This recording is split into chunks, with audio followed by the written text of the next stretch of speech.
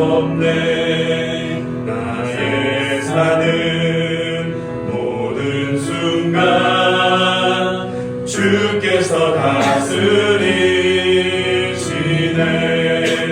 어느 것도 주 손에서 날 빼앗지 못하리라. 주 오실 날 기다리며 주 능력 안에서 이나오고 어느 것도 주 손에서 날 빼앗지 못하리라. 주 오실 날 기다리며 주 능력 안에서리라. 오늘도 우리 가운데 말씀으로 우리를 새롭게 또 깨닫게 하시고 또 말씀을 가운데에 우리에게 보이실 예수님의 은혜를 기억하며 예배를 기도하며 나도록 하겠습니다.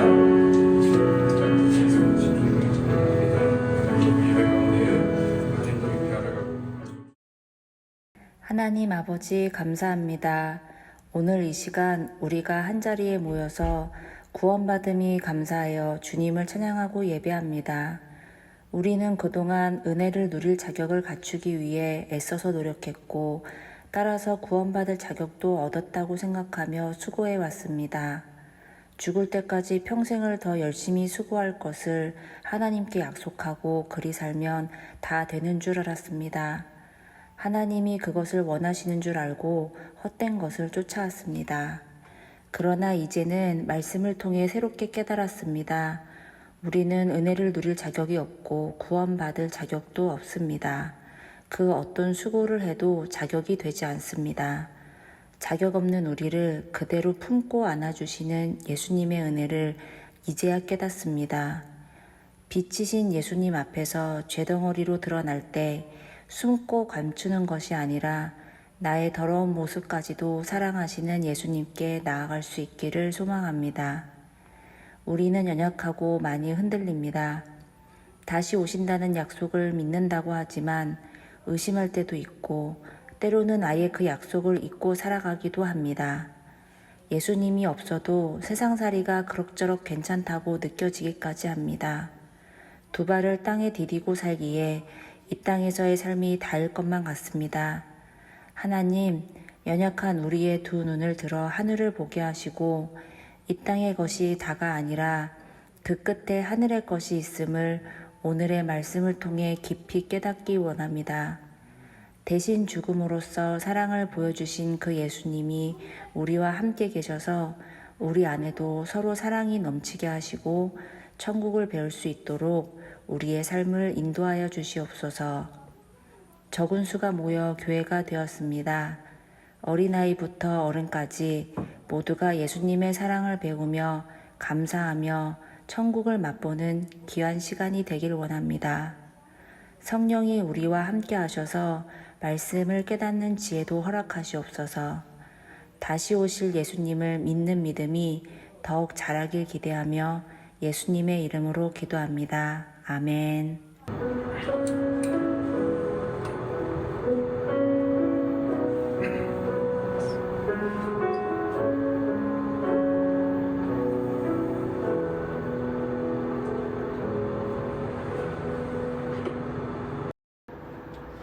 네, 우리 다 함께 하나님 말씀 보도록 하겠습니다. 다 같이 보시는 하나님 말씀은 창세기 42장 원래 1절에서 38절까지인데 시간 관계상 1절에서 5절까지만 우리 함께 읽도록 하겠습니다. 제가 한 절, 여러분이 한 절 교독하도록 하겠습니다. 그때 야곱이 애굽에 곡식이 있음을 보고 아들들에게 이르되 너희는 어찌하여 서로 바라만 보고 있느냐? 야곱이 또 이르되 내가 들은즉 저 애굽에 곡식이 있다 하니 너희는 그리로 가서 거기서 우리를 위하여 사오라. 그러면 우리가 살고 좋지 아니하리라 하매 요셉의 형 10사람이 애굽에서 곡식을 사려고 내려갔으나 야곱이 요셉의 아우 베냐민은 그의 형들과 함께 보내지 아니하였으니 이는 그의 생각에 재난이 그에게 미칠까 두려워함이었더라. 같이 읽겠습니다. 이스라엘의 아들들이 양식 사러 간 자 중에 있으니 가나안 땅에 기근이 있으며. 네. 우리 계속해서 요셉의 삶을 살펴보고 있습니다. 애굽에 팔려온 요셉은 세 가지 공간으로 구별되어서 소개되었습니다. 첫 번째 공간은 보디발의 집에 거하는 요셉의 모습이었고, 두 번째 공간은 감옥에 갇힌 요셉의 모습이었고, 세 번째 공간은 바로의 궁에서의 요셉의 모습이었습니다. 요셉은 장소를 바꿔가며 지냈지만 그곳마다 요셉은 다스리는 자이거나 관리하는 자로서 살았어요. 그런데 오늘 본문에부터 시작되는 요셉의 이야기는 세 번의 여행을 소개하며 전개됩니다. 첫 번째는 야곱의 아들들이 베냐민을 제외하고 애굽으로 가는 여행이 소개될 것이고요. 그 다음에는 야곱의 아들들이 베냐민을 데리고 애굽으로 가는 여행이 소개될 것이고, 그리고 마지막은 야곱과 그의 식솔, 그러니까 요셉과 베냐민의 아버지인 야곱이 그의 모든 가족을 데리고 애굽으로 가는 이야기가 전개될 것입니다. 오늘은 이 세 번의 여행 중에 첫 번째 여행을 살펴보려고 합니다. 오늘 본문인 창세기 42장은 바로 이와 같은 내용으로 구성되어 있습니다. 첫 번째는 야곱이 아들들을 이집트로 보냅니다. 애굽으로 보내는 거예요. 두 번째는 첫 번째로 형제 요셉의 형들이 요셉과 만나는 모습이 나오고 이때 요셉이 형들을 정탐꾼으로 몰아서 감옥에 가둡니다. 그리고 3일 뒤에 형을 만나는 모습이 그 다음에 보여지고 이때 요셉은 형들을 다시 고향으로 돌려보내요. 고향으로 돌아가는 중에 형제들은 요셉의 형들은 자루에서 돈을 발견하게 되고 마지막 집에 도착해서는 지금까지 있었던 내용을 아버지에게 말하게 됩니다. 우리 이 내용을 우리 영상으로 다시 한번 살펴보고 오늘 본문 나누도록 하겠습니다. 엄청난 기근은 가나안에도 찾아왔지. 야곱이 애굽에 곡식이 있다는 소식을 듣고 아들들에게 말했어. 야곱.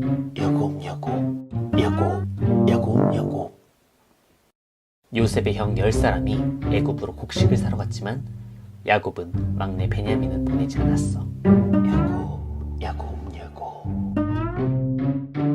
요셉의 총리로서 백성들에게 곡식을 팔고 있을 때 형들이 그 앞에 절을 했지.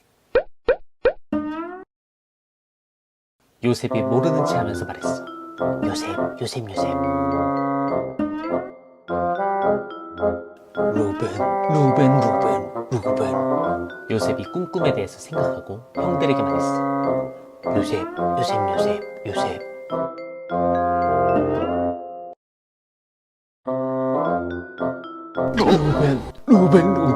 루벤.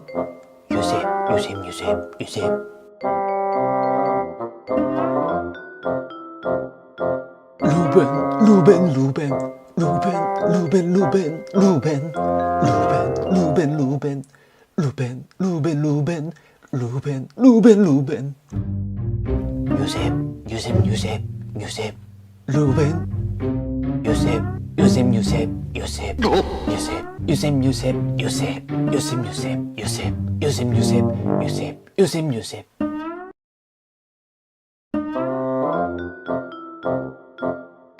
그들이 감옥에서 3일 동안 갇혀 있었어. 3일이 되던 때 요셉이 형제들에게 와서 말했어.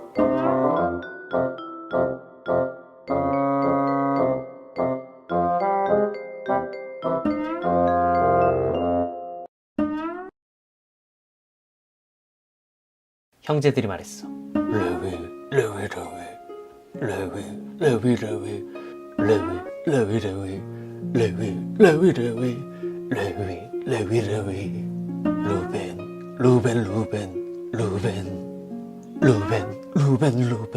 루벤. 요셉이 그들 사이에 통역을 두고 이야기했기 때문에 형제들은 요셉이 알아듣는지 몰랐어. 요셉이 밖에서 엉엉 울었지. 요셉이 시므온을 끌어내어 결박했어. 요셉. 그리고 신하들에게 명령했어. 요셉.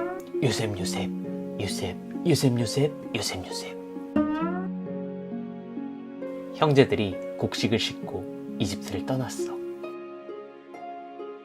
형제들 중 한 명이 나귀에게 먹이를 주려고 자루를 풀었는데 돈이 그대로 있었지. 루벤. 그들이 몹시 두려워했지. 형제들이 가나안 땅에 도착해서 야곱에게 모든 일을 말했지. 야곱. 루벤. 그리고 모든 자루를 열어보니 돈 뭉치가 자루에 그대로 있었어. 유다. 야곱과 형제들은 돈 뭉치를 보고 두려워했어. 유다. 야곱이 말했어. 야곱. 야곱.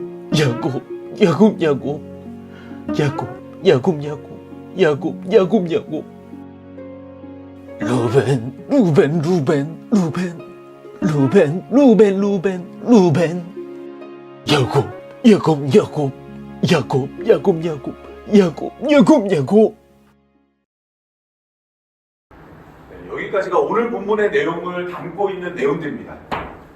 어떤 내용인지 다 아시겠죠? 네, 우리 한 절 한 절 우리 자세히 좀 살펴보도록 하겠습니다.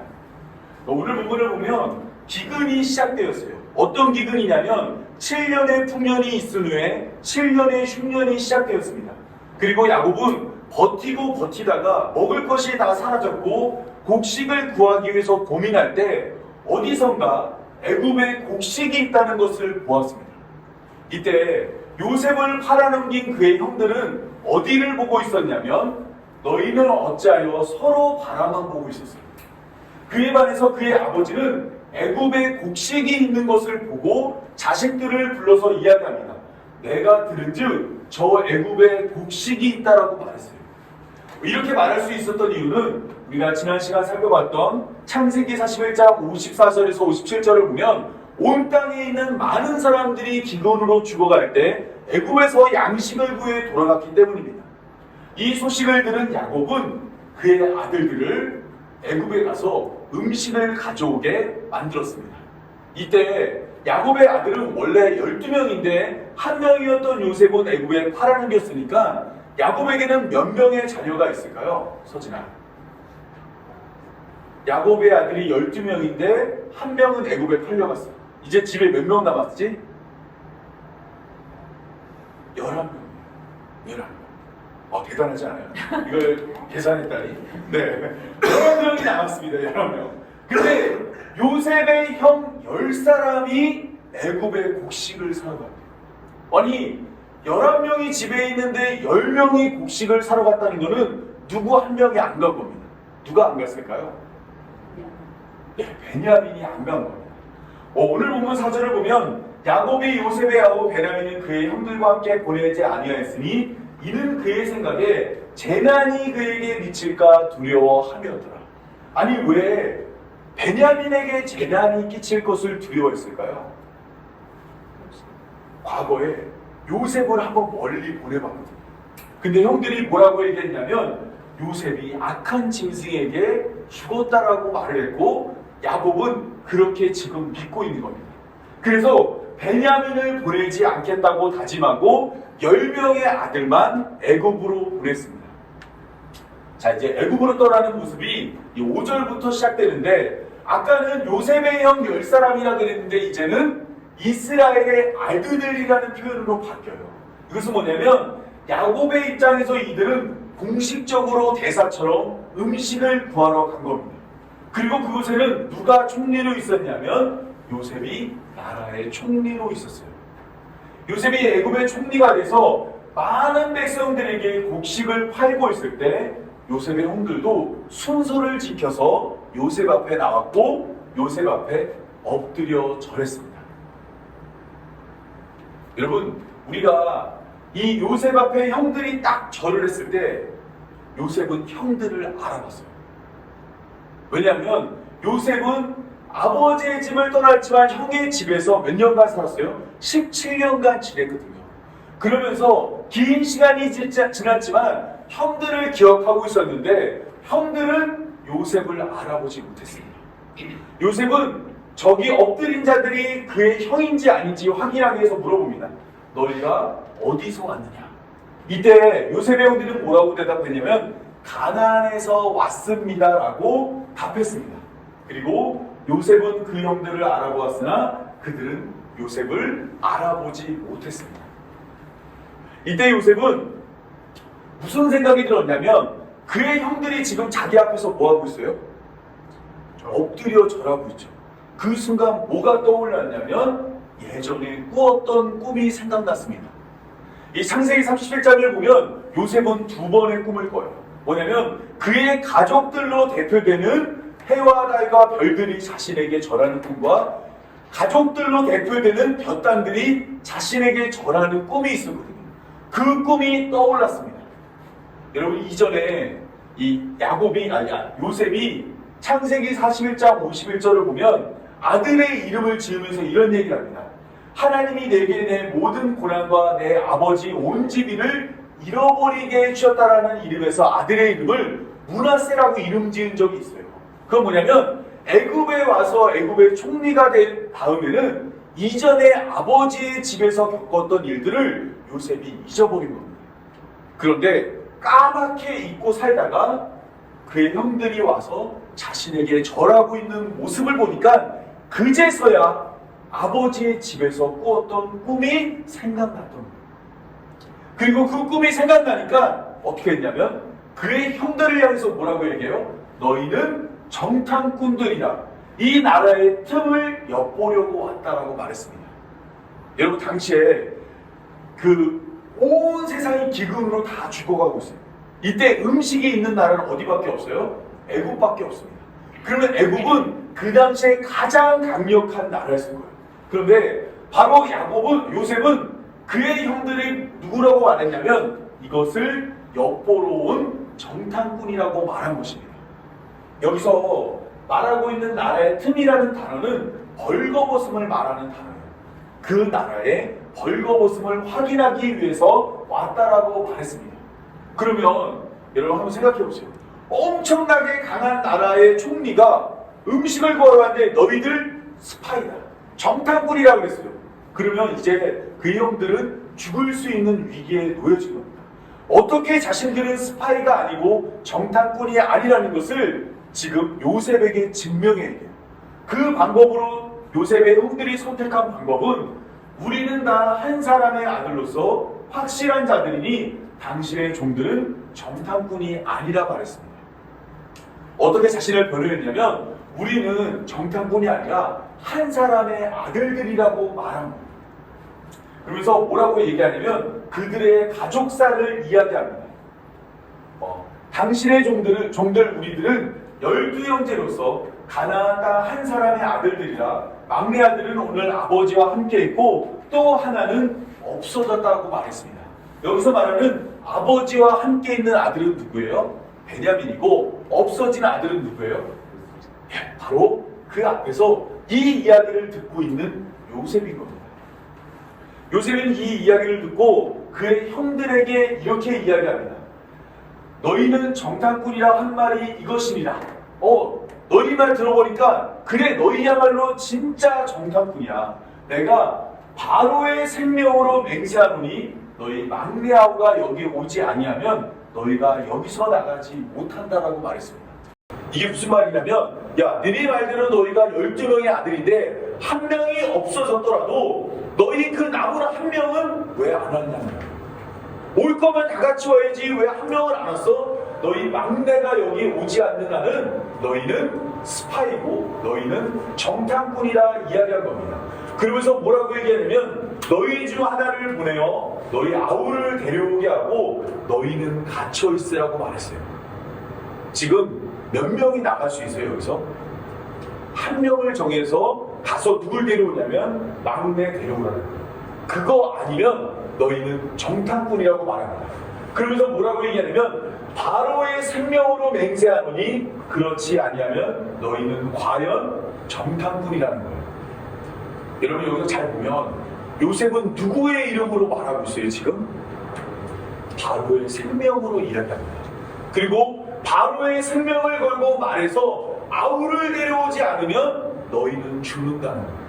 이 말을 하고 요셉이 집으로 가버립니다. 그리고 며칠 동안 형들을 내버려뒀을까요? 3일이라는 시간 동안 형들을 감옥에 내버려뒀어요. 그리고 사흘 만에 요셉이 깡 나타나더니 뭐라고 얘기하냐면 사실은 나는 하나님을 경외하는 자예요. 사실 내가 알고 보면 가난한 사람인 너희들이 믿고 있는 사람과 신과 똑같은 신을 경외하는 자야. 너희는 이같이 하여 생명을 보존하라고 말했습니다. 원래는 몇 명이 남고 몇 명이 나갈 수 있어요? 한 명이 나가고 나머지는 다 갇혀 있어야 되죠. 근데 요셉이 나는 하나님을 경외한다고 말하면서 그 조건을 바꿉니다. 너희가 확실한 자면 너희 형제 중 한 사람만 그 옥에 갇히게 하고 너희는 곡식을 가지고 가서 너희 집에 안에 굶주림을 구하고 너희 막내 아우를 내게로 데려오라. 그리하면 너희 말이 진실되고 너희가 죽지 아니하리라 하니 그들이 그대로 한다라고 말하고 있습니다. 여기에는 우리가 두 가지 것을 비교해야 돼요. 바로의 생명으로 맹세했을 때는 한 명만 나갈 수 있고 동생을 데려오지 못하면 죽는다는 거에 포인트를 맞추고 있습니다. 그런데 갑자기 요셉이 하나님을 경외한다고 말한 다음에는 어떻게 하냐면 여기에 한 명만 남고 다 가라는 겁니다. 그리고 가서 뭐라냐면 곡식을 가져가서 너희 집안의 굶주림을 해결하고 그렇게 함으로써 너희가 죽지 아니하는 방법을 누구의 이름으로 말해주냐면 여호와의 이름으로 하나님의 이름으로 말해주고 있다는 겁니다. 주일 오후에 이 부분을 좀 더 자세히 한번 여러분 시간 될 때 살펴보면 너무 좋을 것 같습니다. 이와 같은 이야기를 들은 다음에 딱 요셉이 지금 이와 같이 말을 했어요. 그 말을 들었을 때 그 감옥에 갇혀 있던 요셉의 형들은 서로 모여서 말을 하기 시작했습니다. 어떤 말을 하냐면 우리가 아우의 일로 말미암아 범죄하였다 말했어요. 여기서 말하는 아우는 누구냐면 요셉입니다. 우리가 과거의 요셉을 구덩이에 빠뜨려서 애굽에 팔아넘긴 그 일로 말미암아 범죄했다 말을 하면서 당시의 요셉이 어떠했는지를 이야기합니다. 그가 우리에게 애결할 때 그 마음의 괴로움을 보지도 듣지도 아니하였으므로 이 괴로움이 우리에게 임했다라고 이야기합니다. 요셉이 그들을 정탐꾼으로 몰고 그들을 한 명만 남기고 나머지를 가라고 했을 때 이 남겨질 한 사람으로 인해 형들은 그들의 잘못을 깨달았습니다. 그리고 요셉이 이렇게 힘들고 괴로울 때 우리가 그를 돌보지 않았다는 것을 고백했어요. 그러면서 서로의 죄를 막 고백하는데 꼭 그럴 때 있죠. 다 죄인이고 다 잘못했다고 얘기할 때 나는 좀 아닌 것 같은데 난 이렇게까지 잘못한 적이 없는데 하는 사람이 한 명 등장합니다. 누구냐면 르우벤 첫째 아들이에요. 첫째 아들이 등장해서 뭐라고 하냐면 내가 너희에게 그 아이에 대하여 죄를 짓지 말라고 하지 아니하였더냐 그래도 너희가 듣지 아니하였느니라 그러므로 그의 핏값을 치르게 되었도다. 이 말은 뭐예요? 나는 죄 있어요 없어요? 나는 하지 말라 그랬는데 니네가 해가지고 이렇게 된 거야 라고 말하는 르우벤이 등장합니다. 이러한 이야기가 막 서로 이야기될 때 요셉은 뭐하고 있었을까요? 가만히 다 듣고 있었어요. 형들은 요셉이 지금 애굽의 총리니까 당연히 자신들의 말을 할 줄 모를 거라고 생각을 했을 거예요. 그런데 사실은 요셉은 통역을 세워놓고 다 듣고 있었습니다. 이제야 비로소 형들이 나한테 했던 일들을 후회하고 있구나. 그런데 보니까 르우벤이라는 첫 번째 형은 나를 살리려고 했었구나를 알게 된 겁니다. 그래서 요셉이 어떻게 했냐면 그 이야기를 듣고 있다가 갑자기 밖으로 나가요. 그리고 엉엉 울었습니다. 우리가 그 우는 모습을 어떻게 모르겠지만 그런 거 있잖아요. 주먹을 이제 입에다 넣고 울면서 저 앞에서 소리 안 내려고 하면서 막 울고 난 다음에 다시 눈물을 닦고 싹 돌아와요. 그 다음에 어떻게 하냐면 그들과 말하다가 그들 중에서 시몬을 끌어다가 그들 앞에서 결박을 합니다. 아니 눈물을 흘리고 나면 사실 형 제가 바로 요셉입니다 하고 얘기를 해줘야 되는데 그게 아니라 눈물을 싹 닦고 냉정함을 딱 되찾은 다음에 와서 자 저기 저 사람 딱 두 번째 아들 시므온을 딱 찍은 다음에 눈앞에서 결박하고 명하여 곡물과 돈을 챙겨서 떠나게 해주는 겁니다. 여러분 여기서 우리가 왜 하필 시므온을 잡았을까요? 야곱의 아들 중에 첫째 아들은 르우벤이에요. 그러면 웬만하면 르우벤을 잡을 수 있겠죠. 근데 왜 르우벤이 아니라 시므온을 잡았을까요? 여기에 대해서는 크게 두 가지 견해가 있습니다. 첫 번째 견해는 뭐냐면 조금 전에 형들이 다 요셉을 죽이려고 했을 때 죽이지 말자고 한 사람이 누구예요? 르우벤이죠. 그러니까 르우벤은 살려주고 그 다음번 아들인 시므온을 잡았다고 말하는 주장이 하나 있고요. 또 하나는 뭐냐면 라헬이 낳은 자식이 첫째 아들은 요셉이고 둘째 아들은 베냐민이에요. 지금 누구를 데려와야 되냐면 라헬의 둘째 아들 베냐민을 데려와야 되니까 레아가 낳은 둘째 아들 시므온을 잡아놨다라고 말하는 주장도 있습니다. 어찌됐건 여러분 시므온이 잡혔고 시므온을 인질로 잡은 상태에서 이제 베냐민을 데려와야 시므온이 풀려날 수 있어요. 이것은 이 요셉의 형들에게 굉장히 어려운 숙제입니다. 왜냐하면 아버지가 생각할 때 베냐민은 굉장히 소중한 아들이죠. 그런데 시므온은 어떤 아들일까요? 예전에 디나 사건, 창세기 34장을 보면 디나 사건 때 시므온과 레이가 아버지의 뜻을 어기고 세겜 사람들을 다 죽인 다음에 아버지랑 싸웠거든요. 나중에 창세기 49장을 보면 아버지가 자식들을 축복하는데 뭐라고 해냐면 시몬과 레이한테는 너는 총회에 참여하지 말아라 하면서 저주하는 모습이 나옵니다. 아버지랑 사이 안 좋은 시몬을 잡아놓고 아버지가 가장 사랑하는 아들을 데려와야 되는 숙제를 내준 거예요.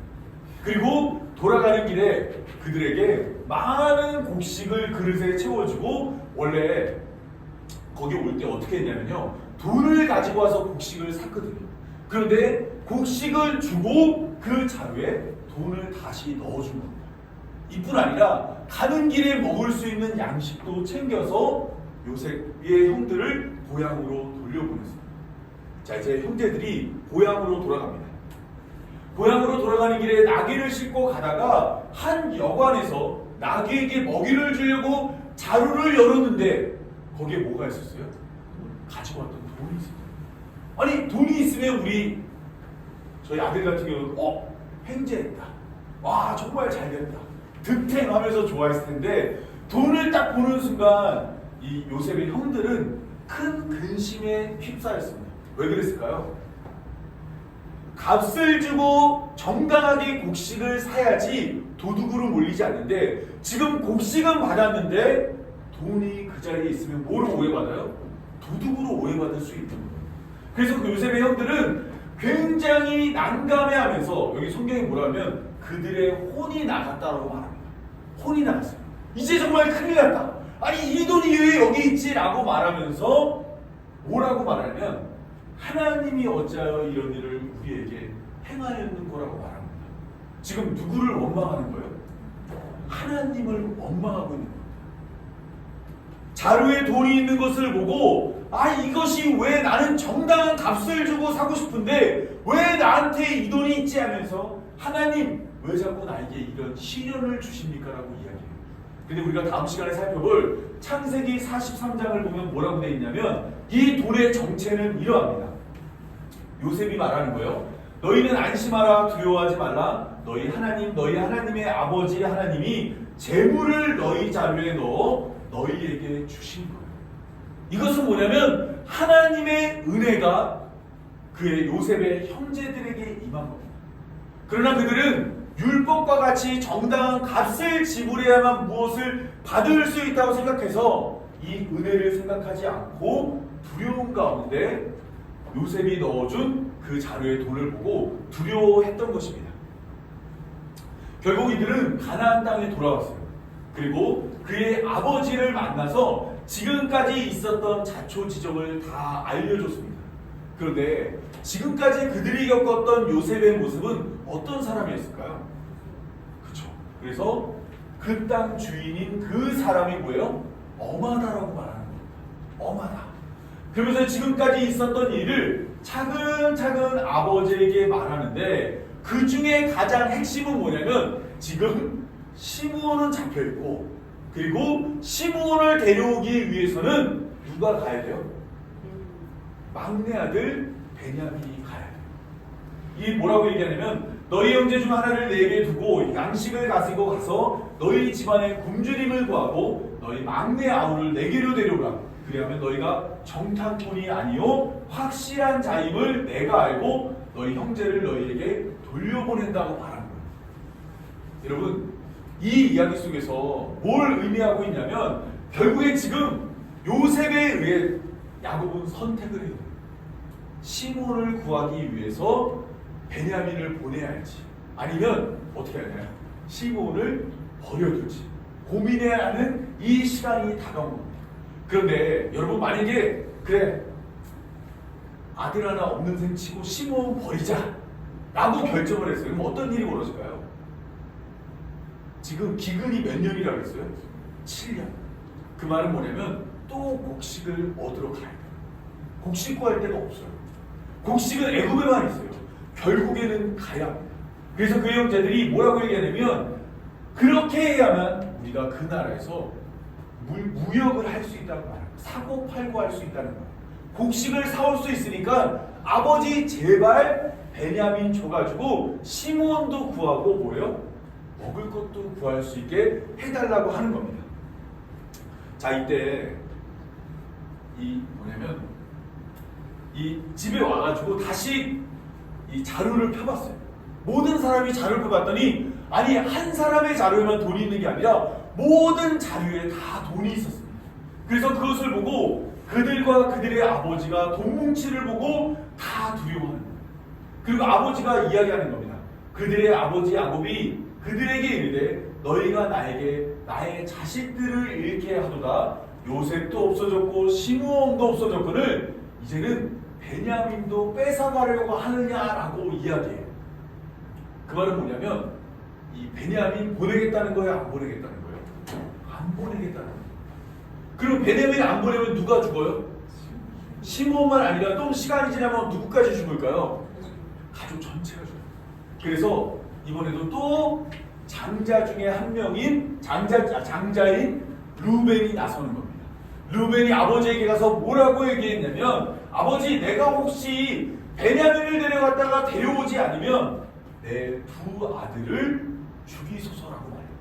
아버지 내가 베냐민 반드시 데려올 테니까 안 데려오면 내 두 아들을 죽이라고 말했습니다. 그만큼 확실하게 내가 베냐민 데려오겠다라는 말이에요. 그런데 야곱이 뭐라 그러냐면 내 아들은 너희와 함께 내려가지 못하리니 그의 영혼 죽고 그만 남았음이라.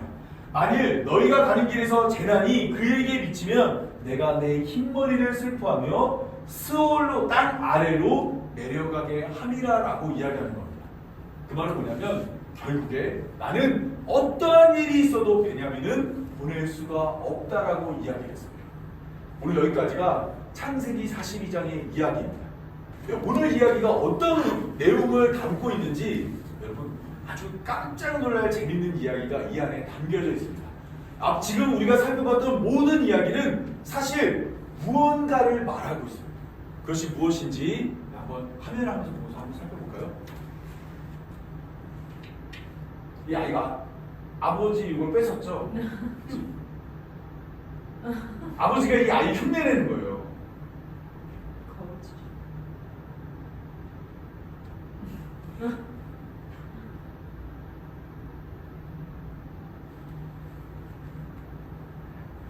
네, 이게 뭐냐면 이게 어떤 거냐면요.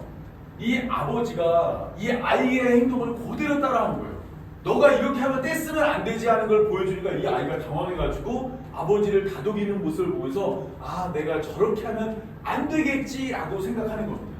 이거를 이제 우리가 많이 얘기하는 거울 치료라고 해요. 거울 치료. 똑같은 일을 겪게 해서 자신의 잘못을 깨닫게 하는 겁니다. 오늘 본문에는 바로 이러한 거울 치료 요법이 들어가 있습니다. 잘 보시면 요셉은 형들에게 은 20에 팔려서 보디발의 집에서 종이 되었고 누명을 쓰고 감옥에 갇혔죠. 근데 한번 잘 보세요. 요셉의 형들이 요셉을 만났을 때 요셉에게 자신을 누구로 소개해요? 당신들의 종들은 곡물을 사러 왔나이다.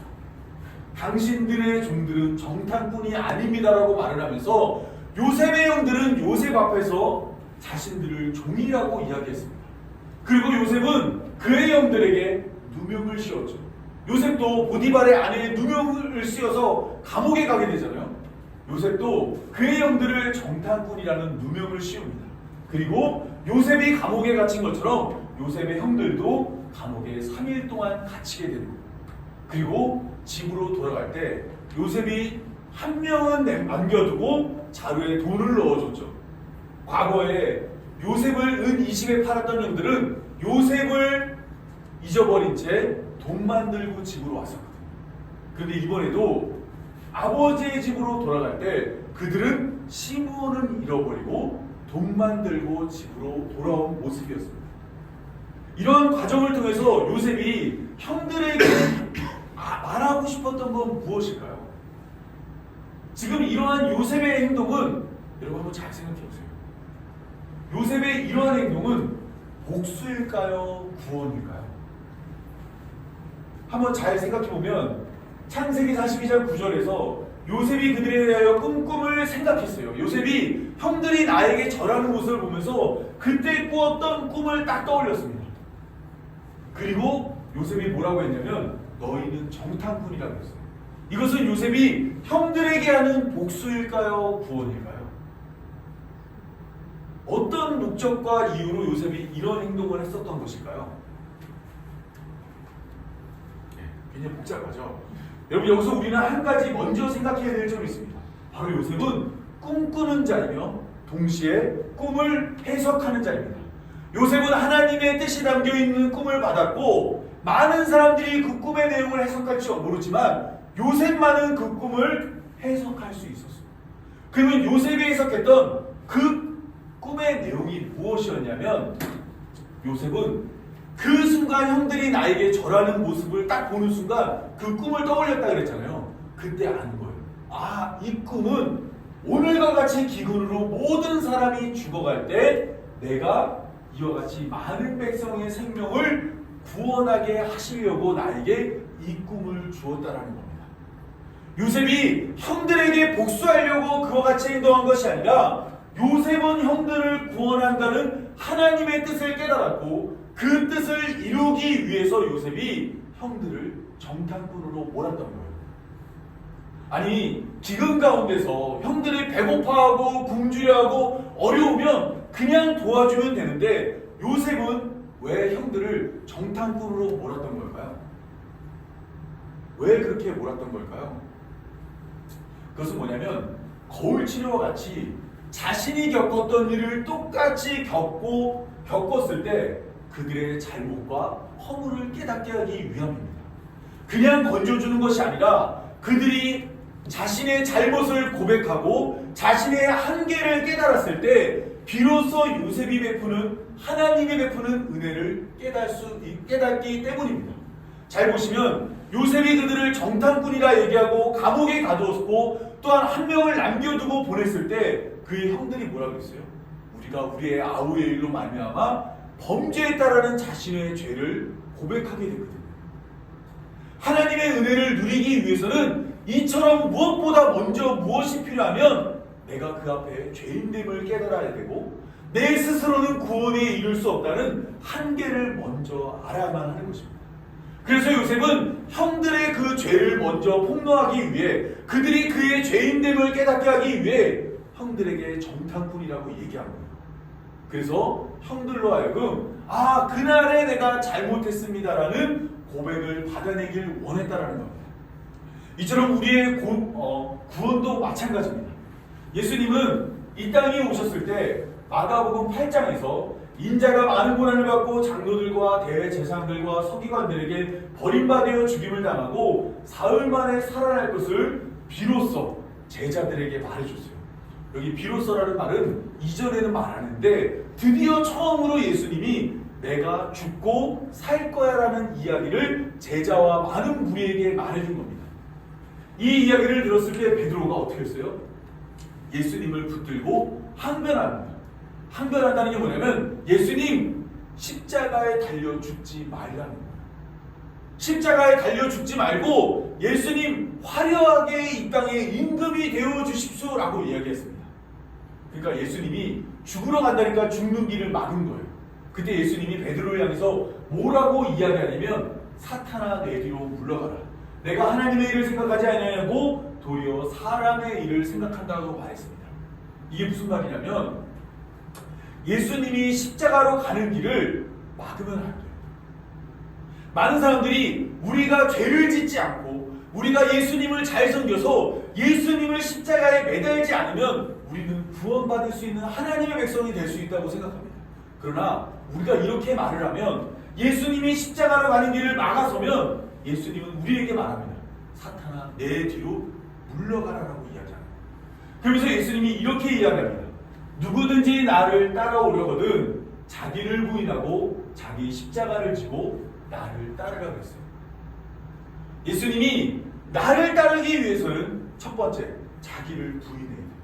두 번째 자기 십자가를 지고 나를 따라오라라고 이야기합니다. 예수님이 겪는 고난과 아픔과 슬픔과 그것만이 아니라 십자가도 똑같이 지고 나를 따라와라 라고 제자들에게 이야기했어요. 이게 뭐냐면 예수님이 거울 치료하듯이 제자들에게 너희도 똑같이 한번 걸어봐 라고 제안을 한 겁니다. 그러면서 사람이 만일 천하롭고도 자기 목숨을 잃으면 무엇이 유익하리요? 사람이 무엇을 주고 자기 목숨과 바꾸겠느냐고 말하면서 나와 같이 십자가를 지면 목숨을 건지니까 다 잃더라도 이거 꼭 한번 해보자라고 이야기했습니다. 그러면 여러분, 자기를 부인하고 십자가를 지고 예수님을 따르면 천하보다 귀한 자기 생명을 건질 수 있어요. 그러면 그렇게 하면 되겠죠. 맞나요? 우리 많이 설교 들을 때 대부분의 사람들이 이렇게 합니다. 자기를 부인하고 자기 십자가를 지고 예수님을 따르는 삶을 삽시다 라고 이야기합니다. 그런데 제자들은 어땠을까요? 예수님이 잡히시던 밤에 모든 제자가 예수님의 곁을 떠나버렸습니다. 예수님은 누구든지 나를 따르려거든 자기를 부인하고 자기 십자가를 지고 나를 따르라고 말했지만 12제자 중에 단 한 명도 자기를 부인하지 않았고 12제자 중에 단 한 명도 예수님을 따르지 않았습니다. 예수님 홀로 십자가를 지고 골고다 언덕을 올라갑니다. 나와 함께 가자라고 많은 사람들에게 요청했지만 아무도 예수님과 함께 하지 않았습니다. 예수님이 홀로 십자가를 지고 우리를 위해 생명을 십자가에서 잃으신 거예요. 여러분 같으면 여러분의 그 제자들을 용서할 수 있을까요? 12제자를 용서할 수 있을까요? 같이 지자고 했잖아요. 우리 같이 하자고 했잖아요. 그런데 단 한 명도 하지 않았습니다. 그런데 예수님은 십자가에서 부활하신 후 다시 그 제자들을 찾아가십니다. 그리고 한 사람 한 사람 만나서 그들을 용서하시고 그들을 다시 제자로 만들어주는 거예요. 여러분, 이와 같은 모습은 성경이 담고 있는 우리의 구원의 아주 놀라운 모습을 보여주고 있습니다.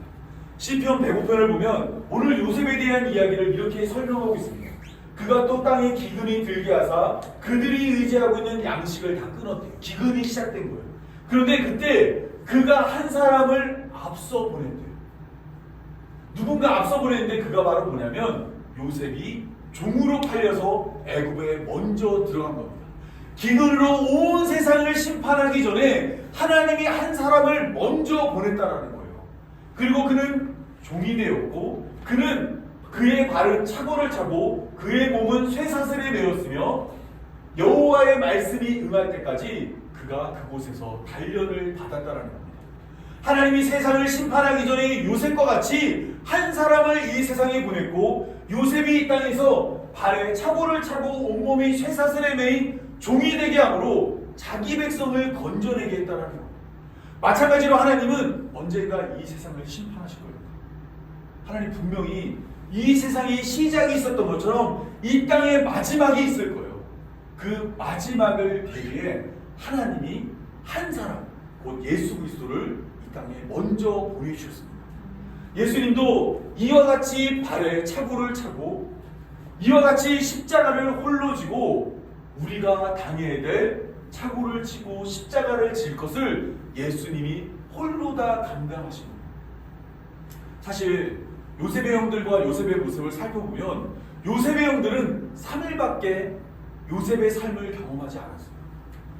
사실은 더 오랫동안 그곳에 갇혀있고 억울하고 속상한 것을 당해야 됩니다.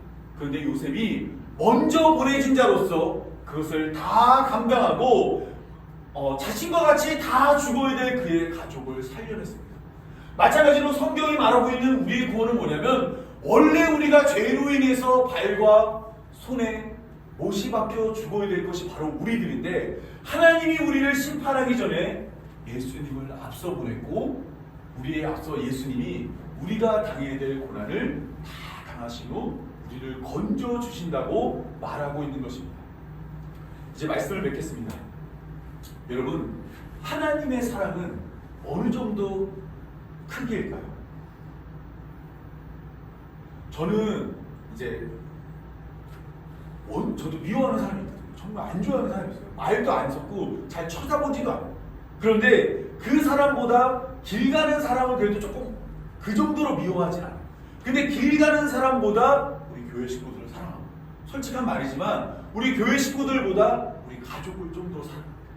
근데 제가 그러면 잘 생각해보면 이 세상 가운데서 가장 사랑해서 결혼한 사람이 제 아내겠죠. 그런데 어느 날 제가 아내를 괴롭히고 놀리고 속이고 나쁜 행동을 할 때가 되게 많거든요. 여러분, 그럼에도 불구하고 여러분, 우리가 이와 같이 가장 사랑하는 관계인데도 때로는 싸우기도 하고 다투기도 하고 갈등을 겪는데, 여러분 잘 보시면 하나님의 사랑은 어느 정도냐면 자신의 죽였던 원수 같은 자도 사랑한다라는 겁니다. 잘 보면 요셉은 그의 형들을 그 순간에 우리 같으면 어떻게 했을까요? 내가 애굽의 총리인데 형들을 만나면 당장에 뭐 하고 싶을 것 같아요? 복수하고 죽이고 내가 바로 요셉이다라고 말하면서 형들을 괴롭혔을 거예요. 근데 하나님의 뜻을 담고 있던 요셉은 형들을 용서했습니다. 마찬가지로 이 땅에 온 예수님은 제자들과 3년 동안 동고동락했어요. 모든 것을 함께 했어요. 그런데 그 제자들이 다 배신했거든요. 함께 십자가를 지자 그랬지만 아무도 지지 않았습니다. 그럼에도 불구하고 예수님은 그들을 찾아가 그들을 자기 백성 삼아 주었고 교회로 불러 주었고 하나님의 백성 삼아 주셨습니다. 여러분, 우리의 구원이라는 게 바로 그런 거예요. 우리가 지금은 하나님의 뜻대로 살지 않고 하나님의 마음에 들지 않고 하나님을 찾지 않고 하나님을 멀리하며 하나님께 나아가지 않을지라도 사랑이 풍성하고 사랑이 가득한 하나님이 반드시 우리를 찾아내실 겁니다. 우리가 도망가고 우리가 외면하더라도 끝까지 찾아오실 거예요. 왜냐하면 하나님의 사랑은 작지 않거든요. 하나님의 사랑은 변하지 않거든요. 하나님의 사랑은 부족하지 않거든요. 어떠한 허물도 덮어줄 수 있고 어떠한 문제도 해결할 수 있으며 요셉을 먼저 보낸 그 가족을 구원한 것처럼 예수님을 먼저 보내 우리를 구원하십니다. 이 사실을 오늘 본문을 통해 깨달아 다가올 하나님 나라를 믿음으로 기다리는 모든 성도분들이 되었으면 좋겠습니다. 제가 기도하고 오늘 말씀 듣도록 하겠습니다. 기도하겠습니다. 우리의 아버지 되신 하나님, 죄와 허물로 가득 찬 우리의 삶을 예수 그리스도의 은혜로 덮어 구원하여 주시니 감사합니다. 하나님의 말씀이신 성경을 통해 우리를 향한 크신 계획과 사랑을 알려주시고 눈이 있어도 보지 못하고 귀가 있어도 듣지 못하는 많은 자들 가운데 예수님을 배우고 깨달아 예수님을 믿는 성도 되게 하시니 찬양하지 않을 수 없습니다.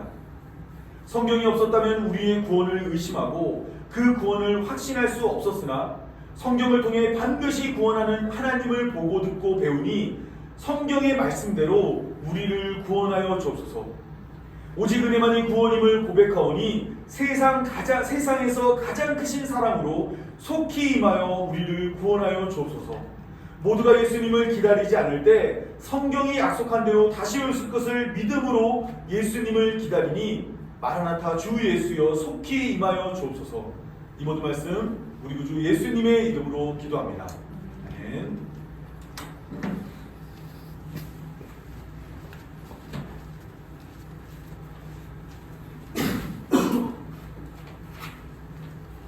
오늘 함께 들으신 말씀을 기억하시면서 함께 찬양하며 나누도록 하겠습니다.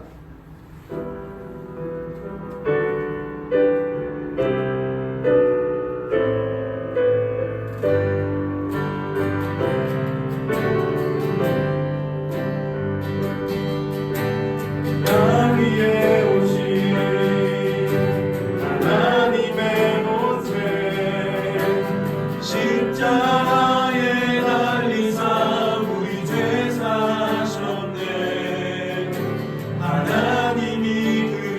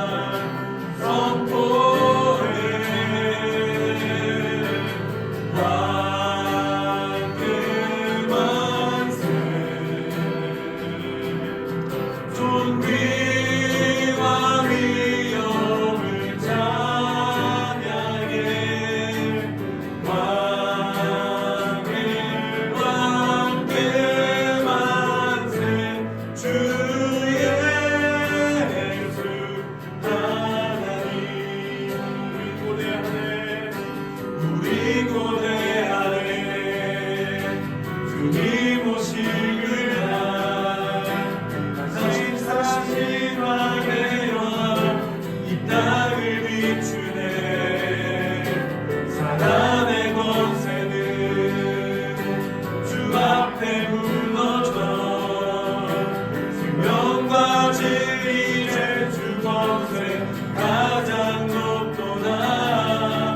우리 예수 이름 앞에 전하고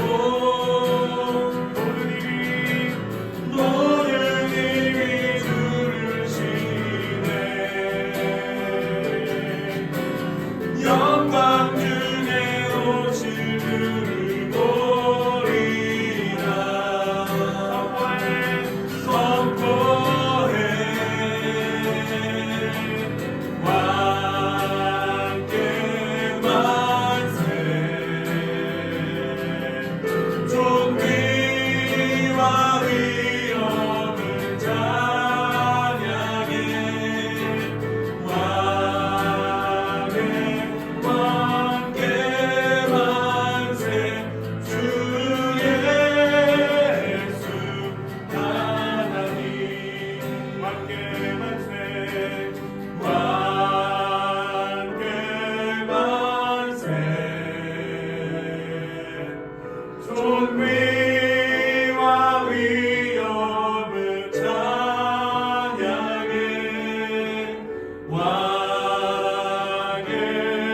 왕께 만세. 주 예수 하나님.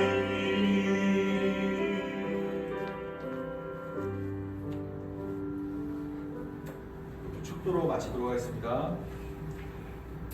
이제는 우리보다 앞서 우리에게 오신 예수님의 은혜와 성경으로 예수님을 계시하신 하나님의 사랑과 믿음으로 우리의 삶을 이끄시는 성령의 인도하심이 스스로 구원에 이룰 수 없어 은혜만을 의지하기 원하는 모든 성도들과 영원토록 함께하길 간절히 축원하옵나이다.